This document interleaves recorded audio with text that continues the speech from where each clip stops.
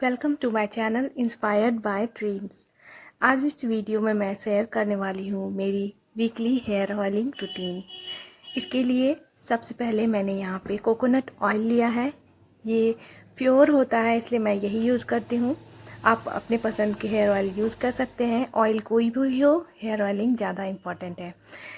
और ये देख सकते हैं अभी मार्च है और ये पिघल चुकी है। ये बहुत ही प्योर है, इस वजह से ये सर्दियों में जम जाती है और गर्मियों में पिघल जाती है। तो जो हमारी सबसे फर्स्ट स्टेप है वो है हेयर को कॉम्ब करना। हेयर ऑयलिंग करने के पहले सबसे पहले अपने हेयर को अच्छे तरीके से डिटेंगल कर लें।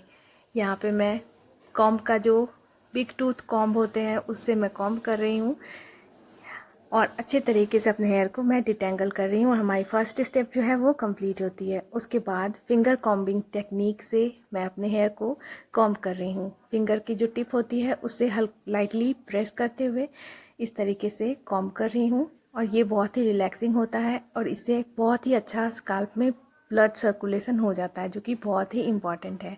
हमारी सेकेंड स्टेप भी है कंप्लीट हो चुकी है।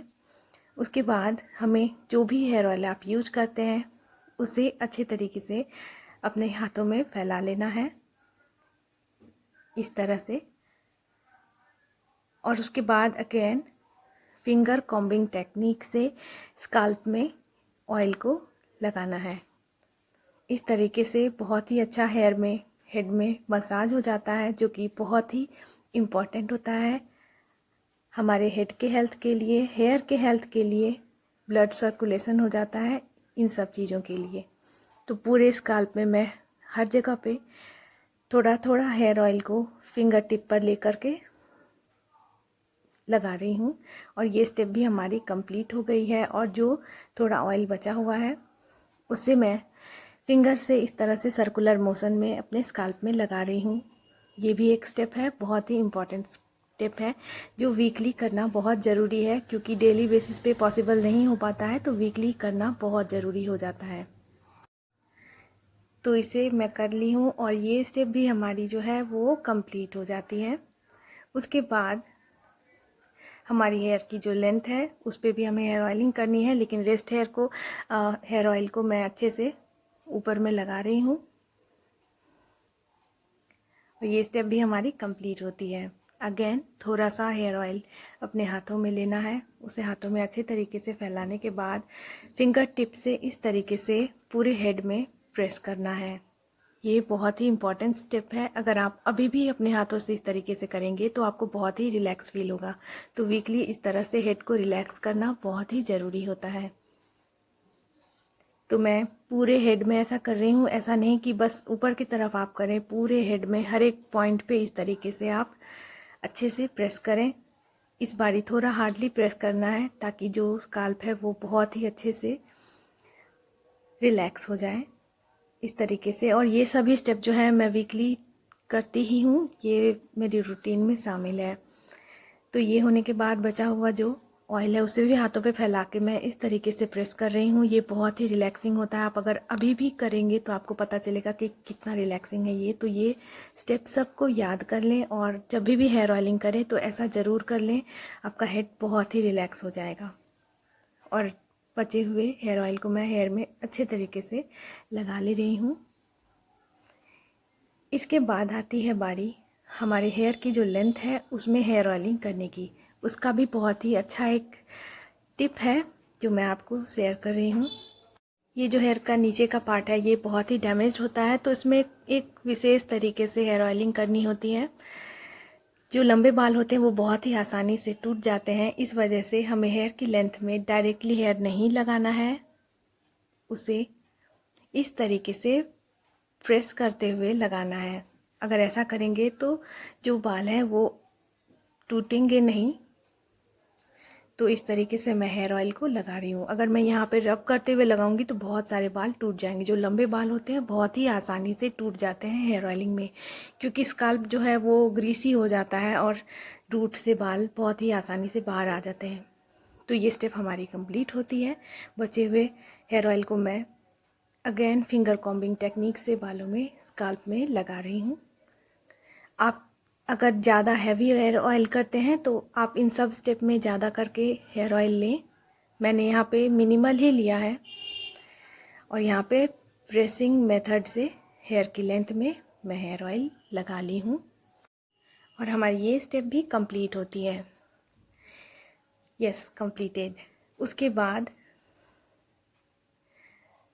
बाद अगर आप चाहें तो अपने बालों को डायरेक्टली इस तरीके से बन बना करके रख सकते हैं, क्योंकि जब भी हेयर में ऑयल लगा होता है तो बाल टूटने की संभावना ज़्यादा हो जाती है। तो इस वजह से आधे घंटे के लिए शैम्पू के पहले बालों में हेयर ऑयल लगा के रखना होता है। तो आप इस तरीके से बन बना करके रख सकते हैं। यहाँ पे मैंने बन बनाया है 1 स्टिक से और इस तरह से मैं आधे घंटे के लिए शैम्पू के पहले अपने बालों को हेयर ऑयल में सेट रहने दूँगी। तो ये स्टेप भी हमारी कंप्लीट हो जाती है। लेकिन अगर आपको कॉम्ब करना है तो इस तरह से जो बिग टूथ वाली कॉम्ब होती है उसे लेना है। बिग टूथ कॉम्ब बहुत इंपॉर्टेंट होता है हेयर ऑयलिंग के बाद कॉम्बिंग करने के लिए। तो मैंने यहाँ पे बिग टूथ कॉम्ब लिया है। इससे भी बड़े बिग टूथ कॉम्ब होते हैं, वो भी आप ले सकते हैं, वो और भी अच्छा होगा।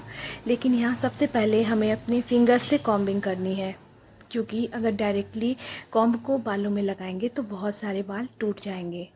तो यहाँ पे फिंगर से मैं बालों को अच्छे तरीके से सुलझा रही हूँ। यहाँ पे देख सकते हैं हेयर जो है वो नीचे से टेंगल हो गया है, जबकि मैंने कोई बहुत ही मेस नहीं किया था बालों को। उसके बाद यहाँ बिग टूथ कॉम्ब को डायरेक्टली नहीं ऊपर से कॉम्ब करना है, ये बहुत ही गलत होता है। अगर ऐसा करेंगे तो बहुत सारे बाल जो है वो टूट जाएंगे। तो हमें क्या करना है, बिग टूथ कॉम्ब को हेयर के सबसे नीचे के हिस्से से कॉम्बिंग करना स्टार्ट करना है, यहाँ बिल्कुल नीचे से। अगर ऐसा करेंगे तो मैजिकली वही कॉम्ब बालों से आसानी से बाहर आ जाएगा लाइक दिस। और अगर ऊपर से डायरेक्ट कॉम्ब करेंगे तो आपके बाल जो है वो बहुत ज़्यादा उलझ जाएंगे। तो यहाँ पे ये हो गया है। तो उसके बाद मैं थोड़ा और ऊपर से पकड़ लूँगी और बिल्कुल नीचे से ही कॉम्बिंग स्टार्ट करूँगी। ऐसा करने से कॉम्ब मैजिकली बालों से बाहर आ जाती है, बिल्कुल मैजिकली बाहर आ जाती है। यहाँ पे थोड़ा हेना का शेड भी दिख रहा होगा साइड के हेयर में। तो हेना वाली रूटीन मेरी जो वीडियो है वो मैं लिंक डिस्क्रिप्शन में दी हूँ, आप वहाँ से चेक कर सकते हैं। अभी भी देखिए बालों में ऊपर से कॉम्ब करने पे कितना टेंगल है। तो यहाँ पे मुझे एक बार और लेंथ को नीचे से कॉम्ब करना है ताकि हमारे हेयर जो है वो बहुत ही आसानी से डिटेंगल हो जाए। यहाँ पे मैंने पूरी लेंथ में कॉम्बिंग कर लिया। अभी देखिए इसके बाद जो है कॉम्ब बहुत ही आसानी से नीचे आ जाती है। तो इस बात का विशेष ध्यान रखें कि कॉम्बिंग हमेशा नीचे से स्टार्ट करें। उसके बाद मैं यहाँ पे बिग टूथ कॉम्ब से अपने हेयर को कॉम्ब की हूँ और मैं दिखा रही हूँ कि बाल कितने टूटे हैं। ये जेन्युइन है, बिल्कुल भी कट नहीं हुआ है। वीडियो कैमरा के आगे मैंने दिखाया है। ये देखिए मेरे मुश्किल से एक बाल टूटे हैं कॉम्ब में। ऐसा नहीं है, और भी बहुत सारे बाल टूटेंगे। मैं आपको अभी दिखाऊंगी कि कितने बाल जो है वो टूटे हैं हेयर ऑयलिंग करने में, लेकिन कॉम्ब में बस इतने ही आए हैं। तो लंबे बाल जो है वो टूटते ही हैं और बाल नेचुरली टूटते हैं, तो वो कोई बहुत ही ज़्यादा डेंजरस नहीं है। तो ये स्टेप कंप्लीट होती है। उसके बाद यहाँ पे हमारी जो स्लीक कॉम्बिंग की कॉम्ब है उससे मैं स्लीक कॉम्बिंग करूँगी, क्योंकि हेयर ऑयलिंग के बाद हेयर बहुत ही स्लीक एंड स्मूथ दिखते हैं। तो यहाँ पे इस तरीके से कॉम्ब करने पे स्काल्प में भी बहुत ही अच्छा ब्लड सर्कुलेशन हो जाता है। तो मैं यहाँ पे स्लीक कॉम्बिंग कर रही हूँ और हेयर में बहुत ही अच्छा साइन हो जाता है जब ही हम शैम्पू के पहले कम से कम आधे घंटे के लिए हेयर में हेयर ऑयल लगा करके रहने दें, तो बहुत ही अच्छा साइन आता है। हेयर बहुत ही फ्रिजी नहीं होते हैं शैम्पू करने के बाद। अगर कंडीशनर ना भी लगाएं तो भी हेयर जो है बिल्कुल फ्रिजी नहीं होते हैं। तो यहाँ पे मैंने स्लीक कॉम्बिंग करके अपने स्काल्प को और अच्छे से ब्लड सर्कुलेट कर दिया है उसमें। और हमारी जो हेयर की लेंथ है उसमें अभी मुझे कॉम्बिंग करनी है, लेकिन मैं देख रही हूँ कि मैं यहाँ पे बिग टूथ से करती हूँ। यस, मैंने लेंथ में बिग टूथ से ही कॉम्ब किया है, क्योंकि बाल टूट जाएंगे अदरवाइज। तो यहाँ पे मैं आपको बताऊँगी कि अभी कितने बाल टूटे हैं। ये देखिए, लॉन्ग हेयर है तो वो टूटेंगे ही ज़्यादा। तो यहाँ पे इतने सारे और भी बाल टूटे हैं, लेकिन ये नॉर्मल है। उसके बाद मैं स्लीक कॉम्ब करके एक दूसरा हेयर स्टाइल बनाऊंगी और अपने बालों में आधे घंटे के लिए हेयर ऑयल को रहने दूंगी। ये हमारी स्लीक कॉम्बिंग कंप्लीट होती है और इसके बाद एक ब्यूटीफुल सा हेयर स्टाइल भी मैं आप सबके साथ शेयर करूँगी। आपके लिए बहुत ही आसान होगा। तो चलिए स्टार्ट करते हैं। मैं यहाँ भी बन स्टिक से ही एक बन बना के तैयार करूँगी, क्योंकि हेयर ऑयलिंग के बाद या कभी भी रबर बैंड में बाल टूटते हैं, ये हम सबको पता है, लेकिन बन स्टिक में बाल बहुत ही ना के बराबर टूटते हैं। तो यहाँ पे मैं बन स्टिक हेयर स्टाइल बना रही हूँ। मैंने हेयर को अच्छे तरीके से स्लीक कॉम्ब कर लिया है। तो जब तक मैं हेयर को सेट कर रही हूँ तब तक मैं आप सबसे एक रिक्वेस्ट करूँगी कि अगर आप चैनल पे नए हैं तो प्लीज़ चैनल को सब्सक्राइब कर लीजिए, वीडियो को लाइक कीजिए और मेरी प्लेलिस्ट को ज़रूर चेक कीजिएगा, मेरे ब्लॉग्स वीडियोस को चेक कीजिएगा और भी हेयर स्टाइल के वीडियो ज़रूर चेक कीजिएगा। और अपने फैमिली में फ्रेंड्स के साथ मेरी वीडियो को शेयर कीजिए ताकि आपकी इंस्पायर्ड बाय ड्रीम्स चैनल जो है वो बहुत ही आगे जाए। Thank you so much. तो यहाँ पर मैंने हेयर को अच्छे तरीके से कॉम्ब करके इस तरीके से ले कर के गई हूँ और बची हुई हेयर की लेंथ को भी बन की शेप में इस तरीके से घुमा रही हूँ। और पूरी लेंथ को घुमाना है जब तक कि पूरी लेंथ जो है वो बन की शेप में घूम नहीं जाए। और यहाँ पे थोड़ा फ्रिंग्स के लिए छोड़ भी सकते हैं बालों को। यहाँ पे मैंने उसे ऐसे ही छोड़ दिया, वो बाद में बहुत ही अच्छा एक डिज़ाइन बन जाता है।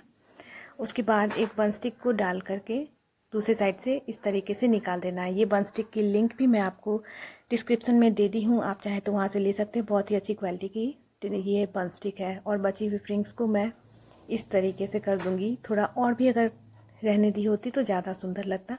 और ये बन के तैयार हो चुकी है। आई होप आपको वीडियो पसंद आई होगी। Thank you so much.